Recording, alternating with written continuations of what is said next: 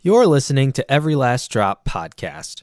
Join me, Danny, Nick, and sometimes Luke as we explore the relationship between philosophy and art. If you enjoyed today's show and want to contribute to what we're doing, visit everylastdroppodcast.com/contribute. We greatly appreciate your support. Enjoy the show.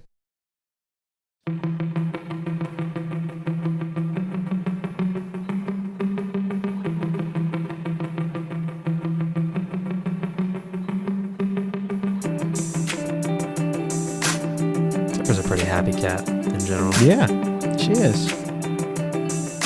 Not all cats are like this.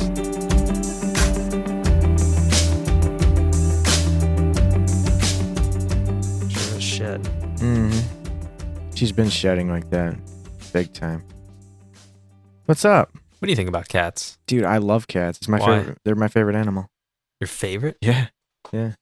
Now, I'm fine with cats. I like them reasonably enough, but why are they your favorite? I've always loved them. They're very cuddly, and you can just go to bed, grab your cat, and just snuggle under the covers, with it on a rainy night, and I love them. They're like living stuffed animals, Huh. Yeah. I've never really had mean cats, so I suppose if maybe I had a mean cat at some point in my life, I would maybe have a different. I think the majority of cats are. Well, I've never owned a cat, so the majority of cats that I've encountered have been skittish and standoffish because they don't know me. Mm-hmm. Yeah. But your cats have been kind of, well, not Sharky, but ever since Sharky died and you got Tipper and the current cats that you have, they've been more open towards me, I guess, because I'm over here so much, and I think they know me pretty well. Uncle Danny. Exactly. Yeah. But Tipper is the best cat. Yeah, for those of you who can't see, which is all of you right now, we got my Lynx Point Siamese sitting in between us right here. She's kind of like our guest on the show. She's not going to say much, but she's there. Doesn't have a lot to say. And she's listening. Right. Yeah, some people hate cats, though. I can't imagine hating cats. Yeah, well, some people do. Okay, enough about cats. And as we're petting one. Yeah, I'm going to be probably doing this compulsively just the entire time. It's hard not to. Yeah, she's a nice cat. Yeah. But yeah, if you're a cat person or maybe an anti-cat person, give us a ring or send us an email about either your cat love or your cat vitriol. Or if you've ever been attacked by a cat, a house cat, and you're deathly afraid of cats. That's a possibility. Let's talk about that. Yeah. That doesn't sound very nice, but anyways. How are you? Hey, man, I'm pretty good. Good. How about you, listeners? How are you? I'll take this as you're quiet maybe? Tonight. Quiet. That means they're amused. Yes. So thanks for coming back to the show. We've, I do want to say that I think not the last episode, but the one before that, the one we did with Christopher Franzen from Lights in Motion, the Swedish composer. That is now our most played episode. Last time I checked it had roughly 124 plays. And to you, that may not sound like a lot, but keep in mind we're a pretty small show and we're just getting started. And I don't mind being transparent with you about the numbers. I don't. I certainly don't pretend to be under any pretense that somehow we're doing better than we are. I don't want to project to you guys that we're huge and. I mean, we are a big deal, Yeah. We're huge. We're a pretty big deal. Yeah, we're a big deal. I mean, that's not what I say. That's just what people say. People have said that about us, right? I can't remember who they were and if it was a dream or not, but somebody said it. Yeah. Yes. So, well, no, actually, it's not a secret because our SoundCloud page has all the data, how many followers and the play count and such. But, we are just getting started. And, you have to start somewhere. Mm-hmm. And the fact that even 124 people, well, actually, there's some people that have played it multiple, but even let's just say, conservatively speaking, 100. The fact that 100 people listened to something that we did is something I do appreciate and I'm grateful for. And I hope you guys enjoyed that conversation. It was really, really good. I got a lot out of it personally. Nick, Yeah, I think you did absolutely, too, right? I did. Gleaned Yeah. a lot from what he had to say. I did.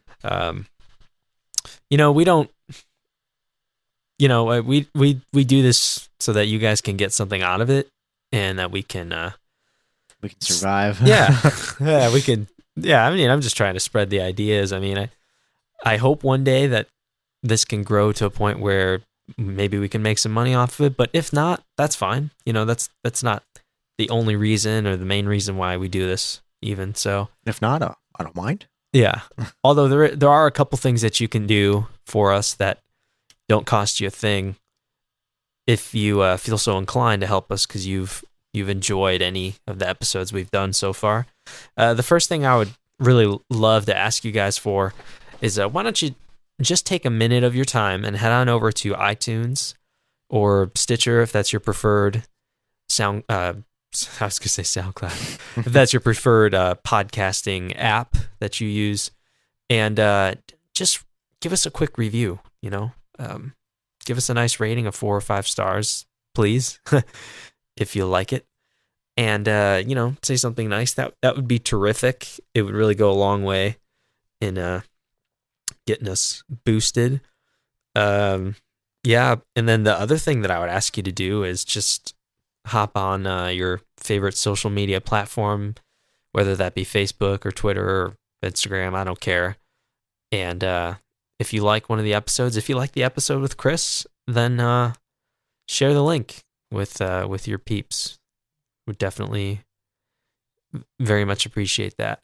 And I'm gonna make some changes to I haven't talked to you about this off air, so I'm just gonna talk to you about it on air right now. Tell me what you think of this, so I can get a very natural, organic reaction. Yeah, I've thought about changing the Every Last Drop Club to make it just one simple structure, because right now there's different levels that you can be at. It starts at $1 and goes up to $2, then $5, then $10 a month. Yeah, and I was thinking about it, and I thought, you know what? Like, we're a brand new show. No one even really knows who we are yet. So pretty much nobody out there is going to be willing to give us $10 a month, no matter what we do. So I was thinking of just changing the Every Last Drop Club to one level, which is $1 a month. So anybody who wants to join, it's just $1 a month for the Every Last Drop Club. What do you think? I about like that idea. It simplifies things and makes it does. more likely that one of you guys are gonna. Yeah. So I'm gonna make that change. The Every Last Drop Club is gonna be $1 a month, and you might say, why would I want to give you $1 a month? Well, first off, you don't have to give us $1 a month if you don't want to. Yeah, if you want to save up for 3 months at a time and buy your pack of gum every 3 months, you do that. Yeah, exactly. All it takes, folks, is just skipping out on one pack of gum a month per 3 months. Yeah, yeah, that's a long. Yeah, but seriously, there is no pressure whatsoever to give us any money whatsoever. Okay, this is always going to be free. There's never going to be any pressure on you to give any money to the show. We always want to bring you interesting, thought-provoking content, regardless of whether or not you're giving us any money.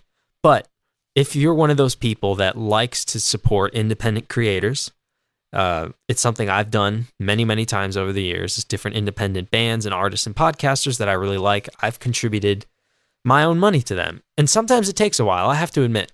There's one particular podcast that I didn't start supporting monetarily until about listening to them for about 2 years. Okay. So I'm not the shining example of this. So maybe it's hypocritical for me to even be asking you guys for this, but I'm not even really asking you for this. I'm just going to explain it to you. If you're already like on the fence, or it's something that you've thought about, or you're just the type of person that likes to support independent creators and independent artists, if that's you, then I'm talking to you right now. If you're the type of person that doesn't like to support independent creators, like you just like to listen and, just take things for free, that's fine. I'm not talking to you, and there's no guilt trip on you whatsoever. But if you're that type of person who's inclined, then here's what I have to say for you. Why join the Every Last Drop Club? Number one, it's only $1 a month. That's literally, that is cheaper than going to the gas station and buying a pack of gum. A pack of gum is going to cost you probably like $1.19 or something, right? Mm-hmm. Like it's going to be $1 or more. So it's at least as cheap, if not cheaper. It's $1 a month. Okay. Now what's included in the Every Last Drop Club? Well, first off, we are going to give you a shout out on the show. We're gonna read your name and give you credit for your contribution. We are going to give you an opportunity to mention one thing of your choice, whatever it is. So if like you're an artistic type person as well and you want a little bit of exposure, granted, like I was saying earlier, there's not a ton of people that listen to the show. So I understand that it's not like you're getting your idea or your work out to thousands of people. I'm not going to lie to you and say that that's the case. It's not. Maybe only, generously speaking, you'll get 100 people to hear what you want them to. But you'll have an opportunity to plug one thing, anything you want. And let's see what else. It's a symbiosis. If it is. If you guys help us, we can help you. Exactly. We're gonna set up a Facebook group that's a closed group, invitation only. Mm-hmm. That's only going to be available to club members for them to discuss and kind of create a little online community there. Occasionally, me and Nick may hop on to the club there and just do a little Facebook live stream and maybe interact with you guys, do some Q&A, and just talk to you. None of this exists yet, but it can all happen if you join the club. And then the last thing, and I, again, didn't talk to this with Nick off air, so I'm putting him on the spot when I say this, but there's the possibility that we could send you a Nick Schrader photograph. No. No? Okay. No, I'm just kidding. I'd be glad to give you guys a photograph. Yeah, and you know what? That in and of itself is worth $1 a month because purchasing a print of a Nick Schrader photograph is probably going to be more expensive than $1. I would hope so. Yeah, it will be. And then shipping it to you. So we're actually going to be losing money if you do that. So, okay, so just being honest with you, we're going to lose money for you if you join the club. But please, if you join, stay. That'd be great because then eventually we could pay for that loss. We can fill in the hole. Yeah. So, okay. Yeah, that's enough cool of that. I've been soliciting the people long enough. But moral of the story, if you like it, leave a review on iTunes. Share it on your social media platform. And then if you're on the fence or you like to support independent artists and creators such as ourselves, do it. Consider joining the Every Last Drop Club. The details are going to be on everylastdroppodcast.com. There will be a section on there that says join the club. And there's an option to give just a one-time donation, by the way, through via PayPal. And by the time this comes out, I'm also going to get a Patreon page started as well, if you prefer to go that route. So, yeah, that's that. I've bored you enough. Do you have a question, a quip, a grievance, a greeting, or anything else otherwise you want to share? Do you want a chance to have it featured on our show? Pick up your phone and dial our number, or send us an email. Our phone number is 916-382-2654. That's 916-382-2654. And our email is everylastdroppodcast@gmail.com. So, what were we going to talk about? Do you remember, Nick? Or did you forget already? Well, there were a few things, but what we decided on, I believe, was I'm on the spot. I always put myself on the spot like this, Danny. We were going to talk about Okay, I'll remind you. We're going to talk about do you need to make money at something in order to be considered professional? Yes, that's what it was. So, we'll just run through some ideas on this. What are your thoughts? Just kind of what comes to mind off the top of your head? Do you think in order to be considered professional at something, that you need to be making money at it. Why don't we just start with this? What's our definition? Yeah, of exactly. We need to start there. What's your definition of a professional? Well, as far back in my life as I can remember, whenever I heard the word professional, I always thought of skill or talent. I always thought of, wow, he's really good at what he's doing. And money didn't really come into play until... Yeah, when you're a kid, you don't think of money. Yeah. But it's kind of interesting. Like, I mean, up until now, whenever I hear, oh, he's a pro, he's a professional. Look at those pro skills. Like, you think of... When I hear professional, I think of he's really good at what he's doing, and kind of the money follows, you know? So when I hear professional, I think of, somebody who's really talented in this specific thing that they do, like whether it's sports, whether it's a photographer. So I think that, yes, you definitely can be a professional. I think it's more so the amount of time that you spent doing something that makes you a professional, and your ability to do that. And then the money kind of follows after that. So I think, yeah, you can. Absolutely. But that's just because that's my definition. You heard of the 10,000 hour rule? Yes, I have. So you think anyone who's hit the 10,000 hour rule in anything, they're at the professional level? No. I think that it's possible to just, get by after, that amount of time and not be that great, especially if you don't like what you're doing. But I think that there has to be... So like a janitor who's hit the 10,000 hours is a professional janitor? Yeah. It's kind of hard if it's something that's difficult to measure, It seems like the sports is your biggest thing where you go, oh, he's a professional. But I guess if you take the money away from sports, professional, he's still good. You know what I mean? Mm-hmm. He's still an amazing athlete, the world's best, even if he's not making any money. So the money is like a byproduct, I think, of being a professional. And that takes a lot of work. That takes dedication. It takes, a love for what you're doing, I think, to be a quote unquote professional. And the money kind of follows. So you think the money's a byproduct of his... I do. So professional is about the individual's skill level or talent that they have for their particular application. I do. I'm not saying that like all professionals are going to be making a whole bunch of money. I wish that were the case. Mm-hmm. But I think professional is more so talking about the ability, the skill, the learned ability to execute whatever you're doing at a fine top level. So I would tend to agree with this definition. When I think of a professional, I think of not just the skill in something and not just the talent that they have for something, but I also think of it as like an overall mindset. Mm-hmm. Yeah. Because I think being a professional is something that is applied to anything. Like it's not just...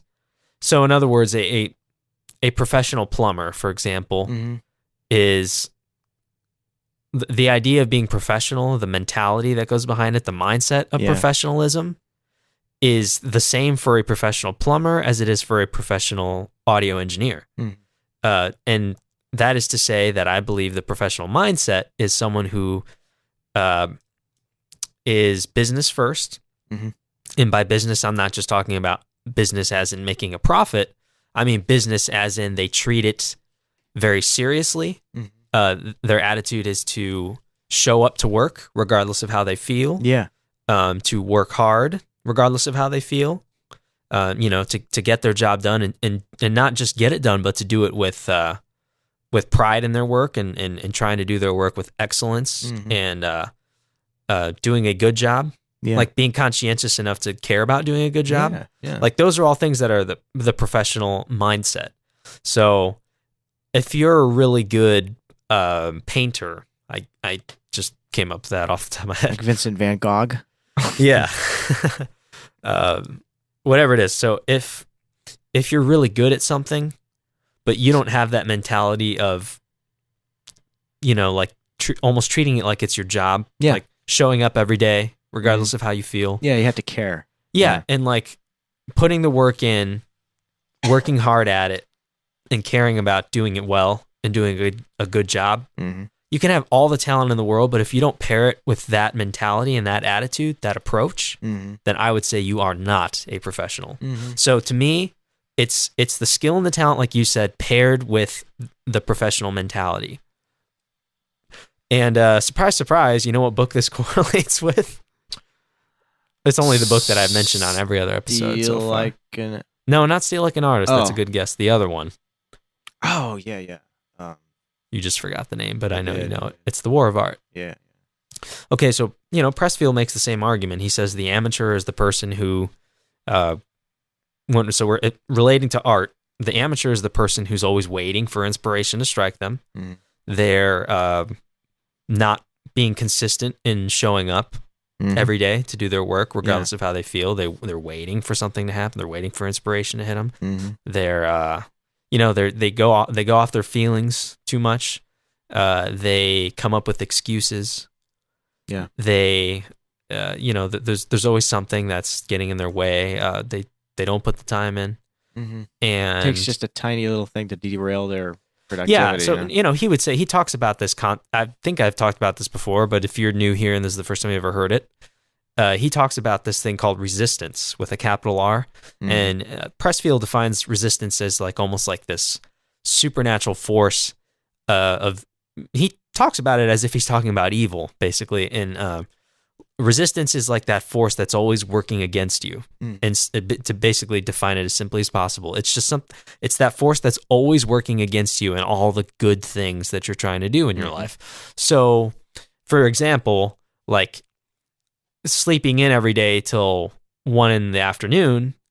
is not a good habit in your life, and so resistance is not going to do anything to try to work against that. Mm-hmm. So things that are already on the floor can't go any lower than the floor, kind of. Yeah. So the things that like are the things that are challenging and like good things that you're pursuing, like you're trying to start that business and get it up off the ground. Yeah.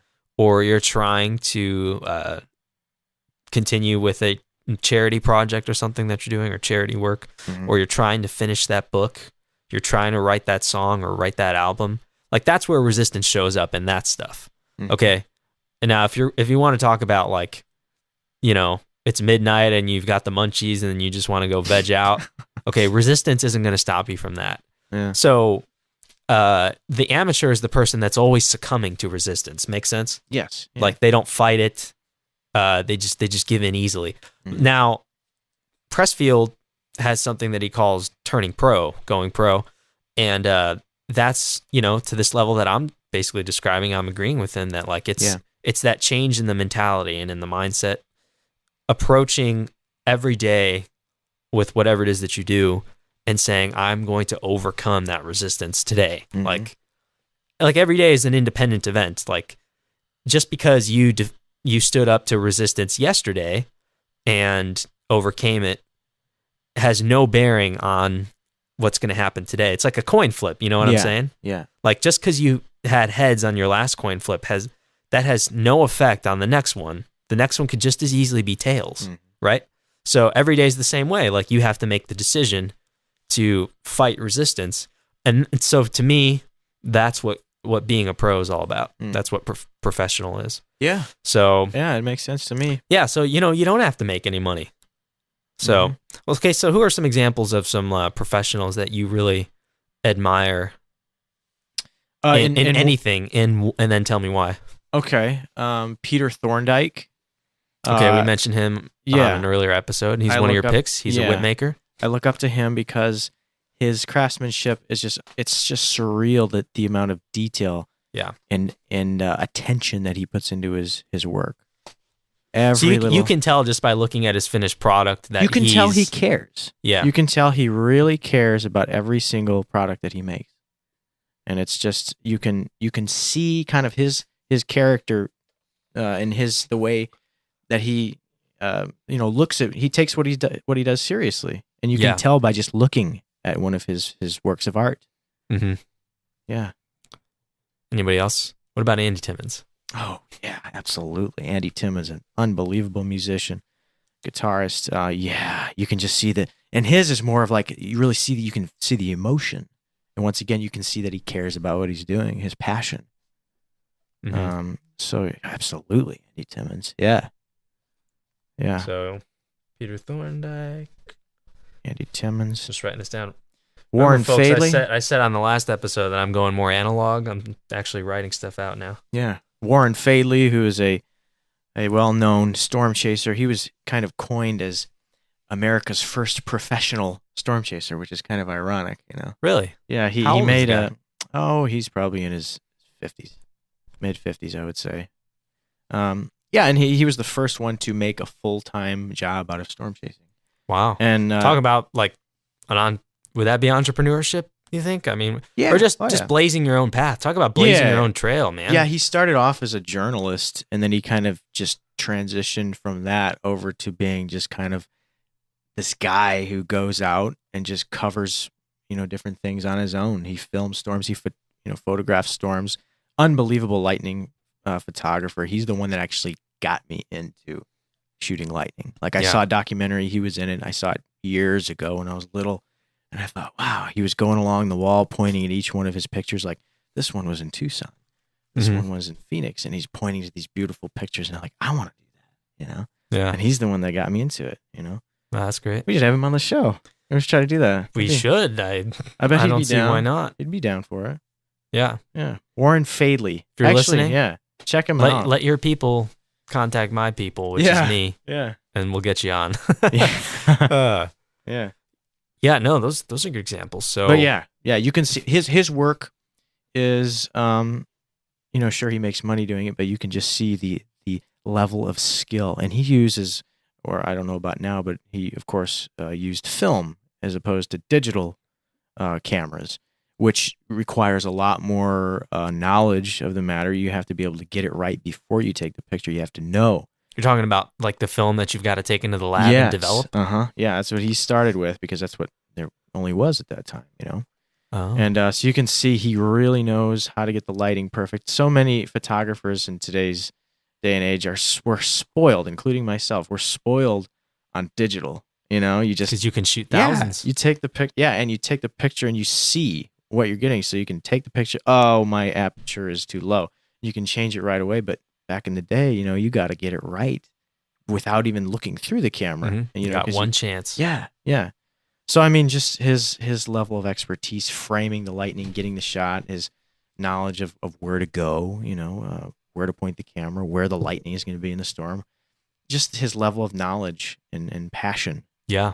So you can, for sure. Yeah, I'd say for me, you know, the guys in Mute Math, I think. Those are great examples of pros because they work so hard with music. Like I remember the lead singer Paul Meany, who I would love to have on this show. We're lucky to have had Todd. By the way, if you didn't know that, we had Todd Gowerman from Mute Math on our first episode. Yeah. And I remember Paul was saying that for their last album that they just released, called Vitals. It's their fourth full-length album. Really good album. Might be my favorite or second favorite. Yeah, it's really cool stuff. So many memories. Very different from, you know, that album. Now, if you listen to it, it automatically will invoke memories of our road trip, trip, man. I know. Of the road trip when I moved out west to California. That's what we're listening to. Which, by the way, speaking of that road trip to California, it was well documented on camera.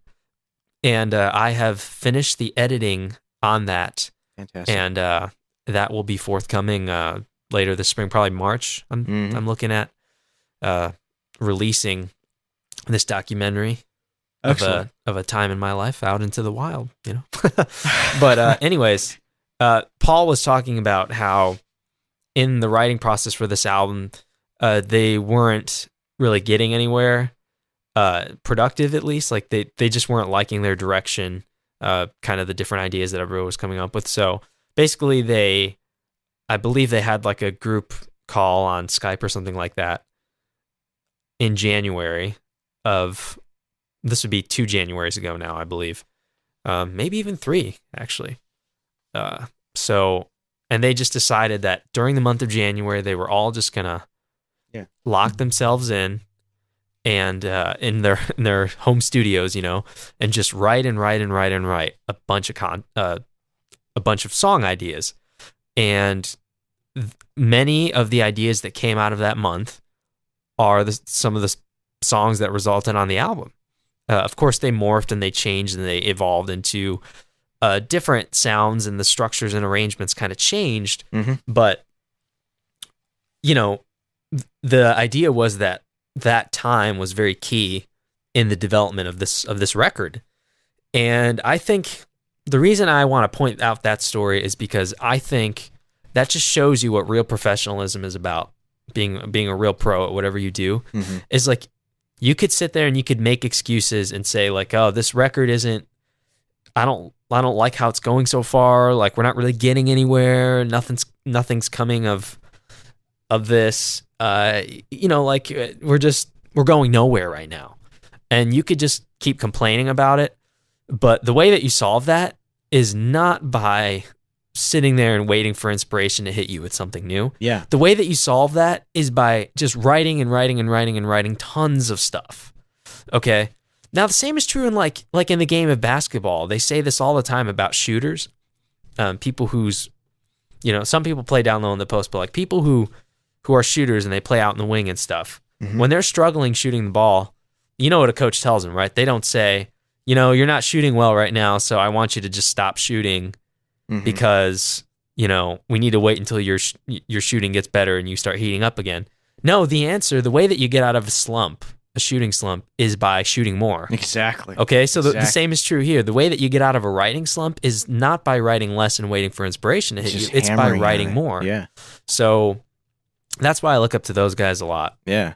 I kind of have like a little thing that I, you know, been thinking about while we've been talking about this, to be honest. Kind of 3 key components to being a professional or becoming one if you want to be one. I think the number 1 is like attention to detail. Let's take the photographer, for example, because I'm a photographer and I love photography, so I love talking about it. But, you know, attention to detail. You know, it's one thing to shoot your backyard. You got your neighbor's garbage can in there. Sure, you know, great. Nobody wants to see your neighbor's garbage can. I think, you know, attention to detail, thinking about what do the people want to see? What do the people, if you're a what writer, needs to be there and what exactly. doesn't need to be there. Yes. So attention to detail is one. I think second of all is like religious practicing. Just practice it religiously, just over and over and over again, like you were just talking about. And a desire to overcome what you can't do. And then, like you said, it's not stopping with shooting. Keep going. Even if it seems like it's even getting worse, that the practice is making it worse, sure, take breaks, but don't stop. And then like 3, I think just having active inspirations, you know, having people that you look up to. And not influences? Influences, not only to inspire you, but to challenge you, to say, wow, this guy is at this level. I want to be this good. I want to maybe even be better than him, you know?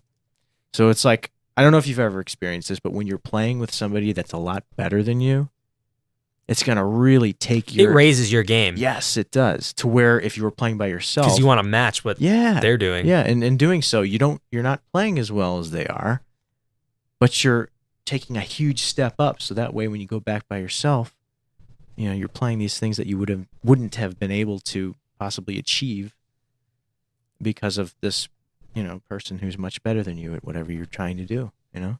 So I think it seems like to me, those are the three things: attention to detail, crazy practice, and having inspirations to push you along. Yeah, no, that's good. I'm glad you came up with that. Yeah. You know, I have a little bit of pushback to all these ideas, though. Just maybe what somebody may be thinking. How can you? Maybe I'll phrase it differently. Is it possible to get to the level of being a pro if that thing that you're working at isn't making you any money? So in other words, in order for anybody to justify being able to spend tons and tons and tons and tons of time on something, there has to be some kind of profit in it financially, right? Yeah. Because if there isn't, you can't pay your bills and you won't eat. Yeah. So gotta waste time working to survive. Exactly. So like, you know, I want to be a great podcaster someday, and we're very early on in this game of podcasting. Yeah. This is only our I don't know what episode number this is going to be because we're going to have probably a couple that come out before this, 1 or 2. But we're at less than 10, okay? So by the time this comes out, this will be either the 9th or 10th episode. Okay. I mean, I imagine by the time we hit like 200, I'll be pretty decent at this, you know? But there's only so much time that I can devote to this if it doesn't make me any money. Do you understand where I'm going with this? I do. So in other words, I need to keep a day job so that I can pay my bills and financially stay afloat. Even if my day job isn't like my real passion and it isn't like what I love to do and what I want to do in life even. Like it's just something that I need to do so I can continue to survive. So how can you get to be a pro with something when it isn't paying you yet? Like how can you even get to that 10,000 hour threshold of developing the skill at something? Yes, because it costs. There's trade-offs. It costs to practice all the time, and it's time. It does. You're paying with time. You're paying with time because that's time that could be spent on other things. Yeah, making money if it's your job's not that namely good. making money, spending on your job.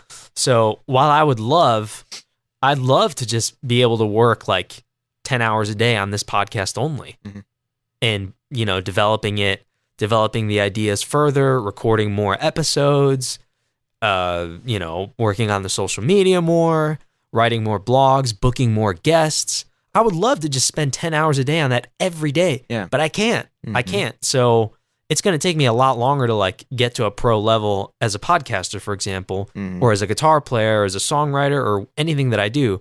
So, what do you say to somebody that objects and says, well, I don't know if it's going to take me forever to get to that pro level because I have to keep a day job. So that's really discouraging. How do you walk the tightrope? It's very discouraging. You think about all these talents that have so much potential, raw talent, but they can't do it because of money. Because of money. Yeah. So there's so many people that want to become a professional at something, but they just can't afford to. Yeah. Yeah, if only there was like some way to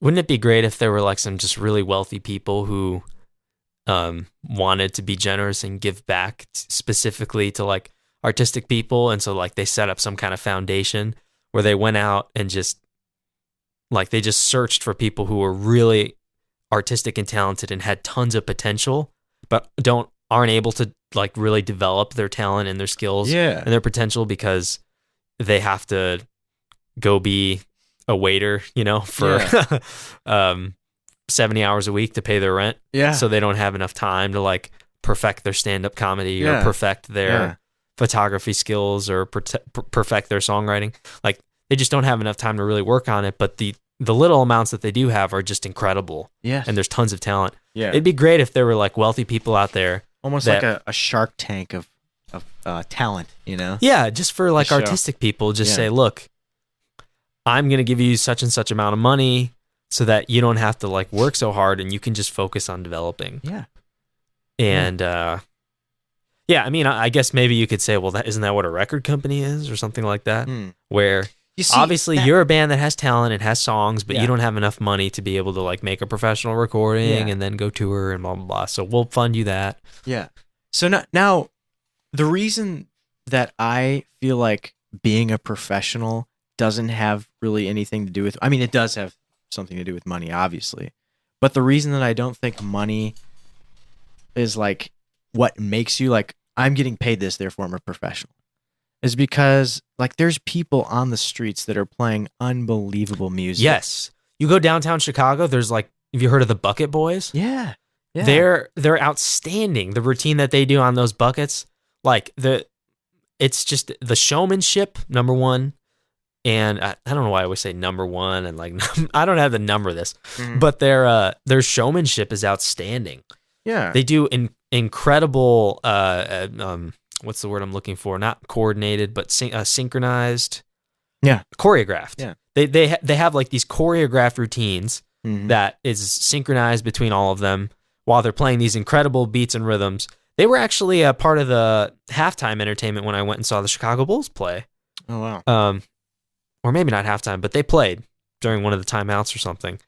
And I don't even know. I mean, those guys have kind of gotten famous because they've been out so long in Chicago, so maybe they make money off this now. Yeah. But, when they started, they were just street performers. Yeah. Or like even like you go down to New Orleans. New Orleans is famous for being the city of jazz because that's where, you know, jazz started, Louis Armstrong and such. Yeah. There's incredible musicians that are out on the street busking that play all kinds of stuff. And yeah. I mean, It's you could discouraging say those to guys me. are like pro. Yes, Right? that's what I'm saying. Like, if somebody is playing something like, you know, it's unbelievable stuff, and they're on the street, it's like, why are you on the street? You know, you have unbelievable skill. I consider you a professional. Why are you on the street? And it's discouraging to me because I feel like a lot of the people who are playing, and you know, they're not making any money, are far better than I will be in years. And it's like, well, why? And they're better than people that are Yeah, less talented than them who are out there making it. exactly. Well, maybe there's a different issue at play here. Maybe those are people that are like really talented at whatever, you know, like their music or their painting or something. Like they're really talented at what they do on the street as a performer, but they're not very talented at like business People skills and promotion. Yeah. Like, because ultimately I can tell you right now, the deficiency that's there is they don't know how to promote themselves. Yeah. A person who's like really, really good on the street busking and that's all they ever amount to, it's because they suck at promoting themselves. Yeah.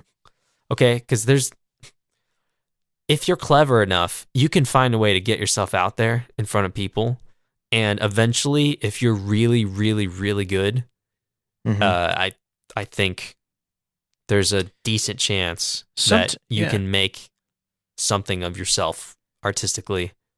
Like eventually, if you work hard enough, I think there's a pretty good chance, at least in America where we live, that you can make a career out of that. So then I wonder. No guarantees, though. Yeah. Sometimes then I wonder what's more important in the long run, your ability to promote yourself or your actual skill that you're trying to promote. You know, because it seems like it's got to be balanced. Yeah. But then when it comes down to now it, we're getting in a different kind of territory, because now the conversation is shifting into what's the line between art and business and / marketing / optics. You know, how it looks, how it's perceived, and that's where pop music comes in, because I believe that the vast majority of what you're getting out of, say, Justin Bieber is flash and marketing tactics and a bunch of fluff. You know what I mean? Yes. Like a bunch of kind of foo-foo, sugary stuff that is all sweetness, but not a lot of like meat and potatoes substance. Yeah. That's not to say Justin Bieber doesn't have any talent. Of course he does.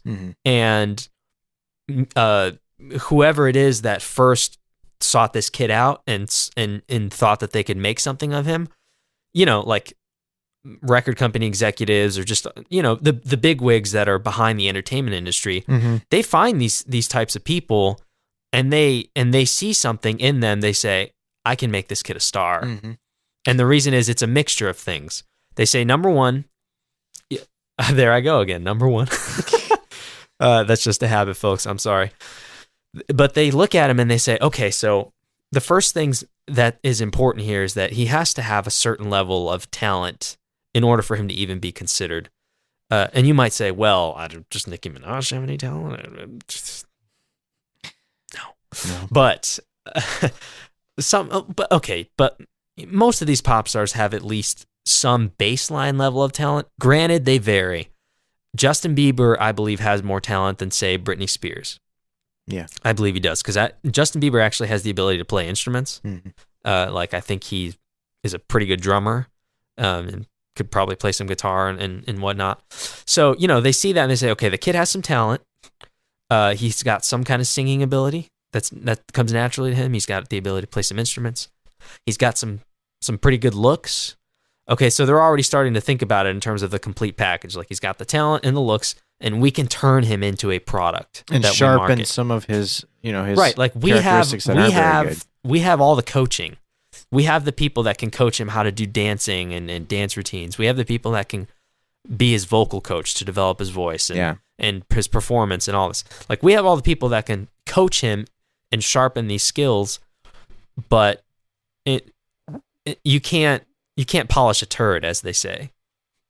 Mhm. Like, if something begins as a piece of poop, it doesn't matter if you dip it in gold and polish it, it's still a piece of poop. Right. You know what I'm saying? So you have to start with something that isn't a piece of poop. You've got to start with something you want to start with something that's like a very raw, unrefined diamond. You see what I'm saying? So they take that and then they develop it, and then, it becomes a product more so than anything. And this was in the context of, what was it that you brought up? You were saying, Couple like, things. yeah, well, I think you were talking about, is it just all about promoting yourself? Oh, yeah. Your ability to promote yourself versus your actual talent. Yeah. And and so I think it's a combination. Okay. Like, I don't think, it's really hard, I think, to promote something that doesn't have some talent in it. But hey, I think sometimes it works. Nicki Minaj. Like, they found a way to successfully promote Nicki Minaj, which is mind-boggling. Yeah. So, actually, all credit goes to the people that created her as a product. Nice job. Wow. Yeah. Yeah, to the people that, like, created her and turned her into a product and pitched that product, they did a really good job. So you can polish marketing her. Yes. So I guess sometimes every now and again one slips through the cracks, Mm-hmm. But someone like Katy Perry, she's got some talent, she's got some magnetism and some presence. So they took what was there on an elemental level, and then they found ways to, like, refine it and bring it out. You know what I mean? Yeah. It's like, crude oil out of the ground. Like, it's the essence of it is what you want, but it requires refining in order for it to become a usable product. Mm-hmm. The same is true here, I think, with artistic talent. I think that a lot of it's luck, though. I think what was it? Justin Bieber was discovered on YouTube, was it? Yeah, some video of him playing drums or something or another and singing. I think so. Yeah, it's like, they found that video, but there was a bunch of other young kids doing the same thing he's doing. So what made them pick that video? Was it just luck? Was it one? He just happened to this. Well, was there a bunch of others?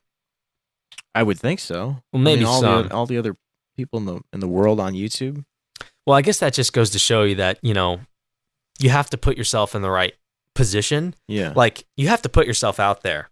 Mm-hmm. So I think you're right. Sometimes it does come down to luck. Yeah.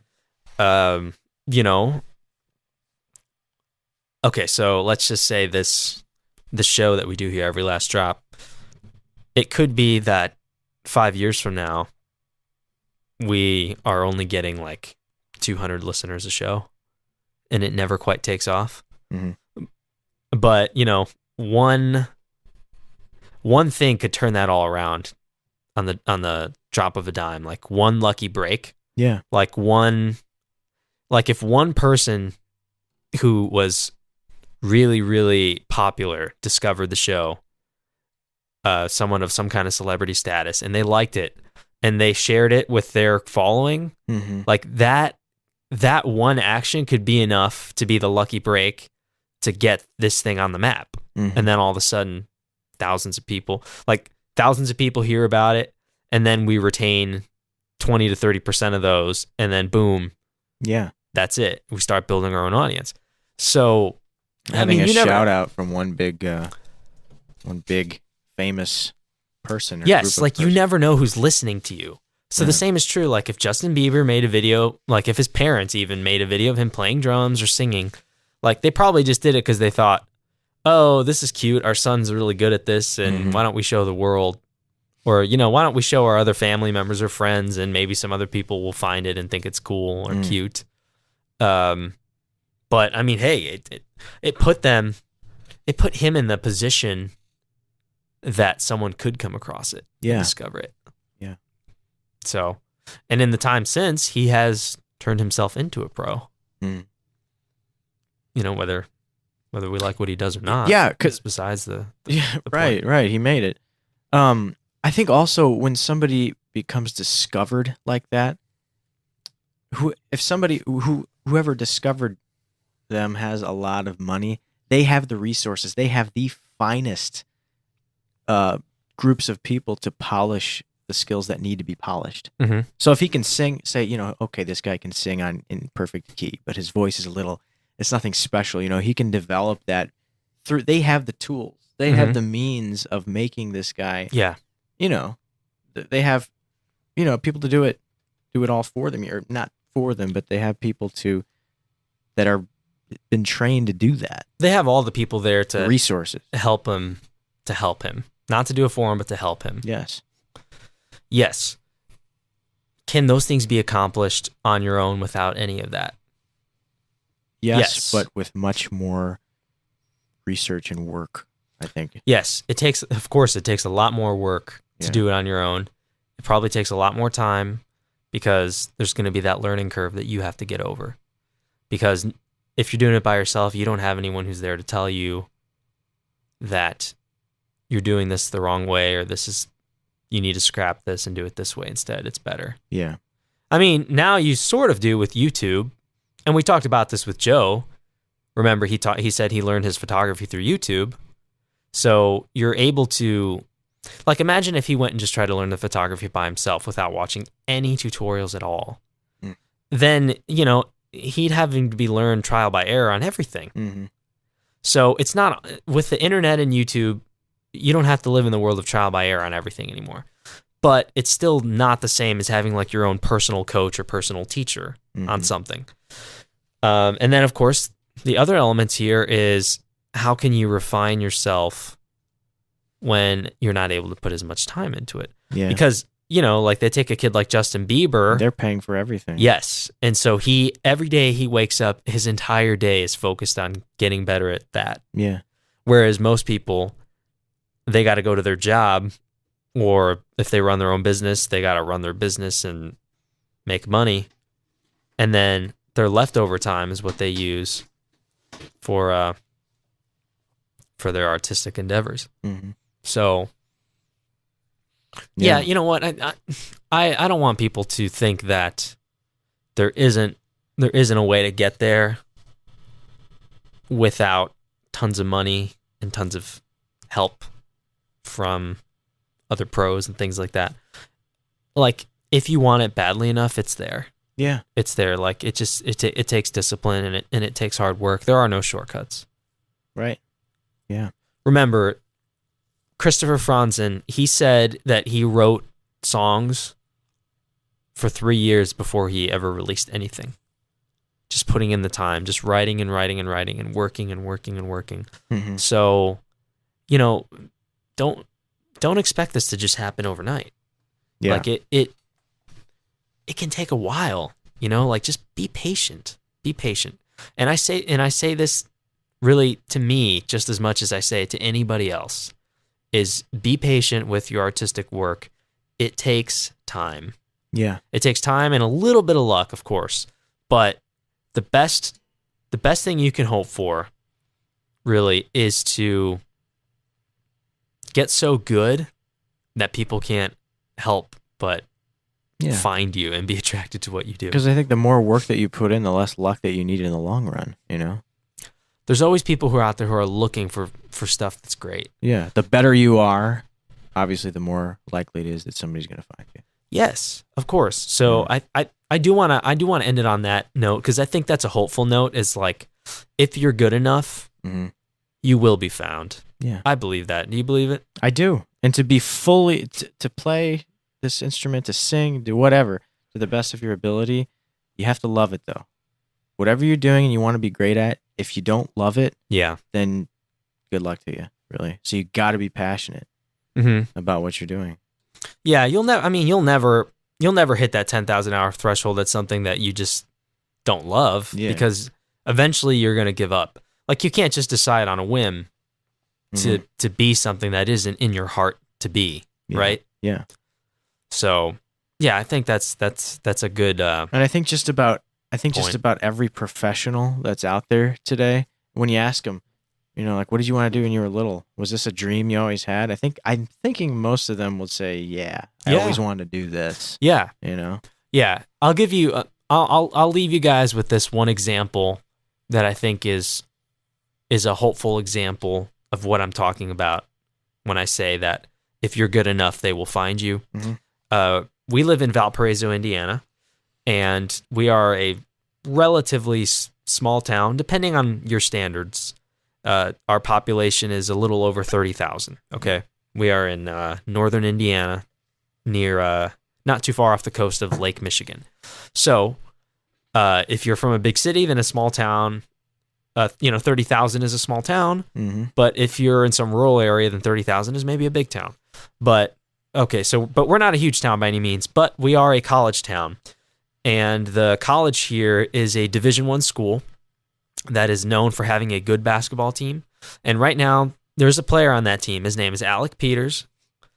And he is really, really good. Like, he's going to the NBA next year. Like, he's that good. Oh yeah, And it's been a long time since this school has had a player go to the NBA. When he was in high school, he was being recruited by different schools. Some of them being what are called like the high major schools. You know, the big schools like the state schools, like I don't remember all, like maybe like the University of Tennessee and maybe Syracuse in New York, like schools that are that size that are just huge schools. Some of them were recruiting him, and he was also being recruited by smaller schools like Valpo. And eventually he chose to go to Valpo, and he had his first 3 years were just phenomenal. Like, he was getting better every year, and in his junior season, he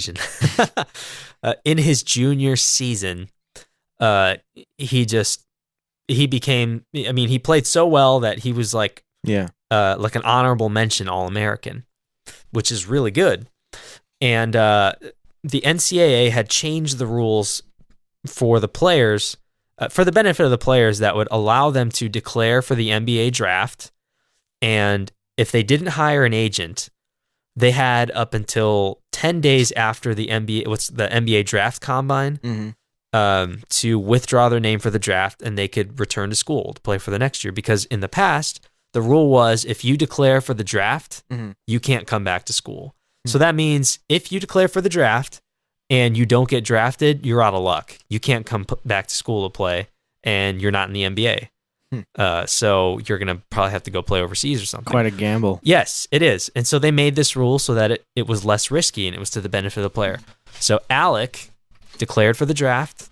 He went and did some workouts with 5 different NBA teams. He was able to get some feedback from,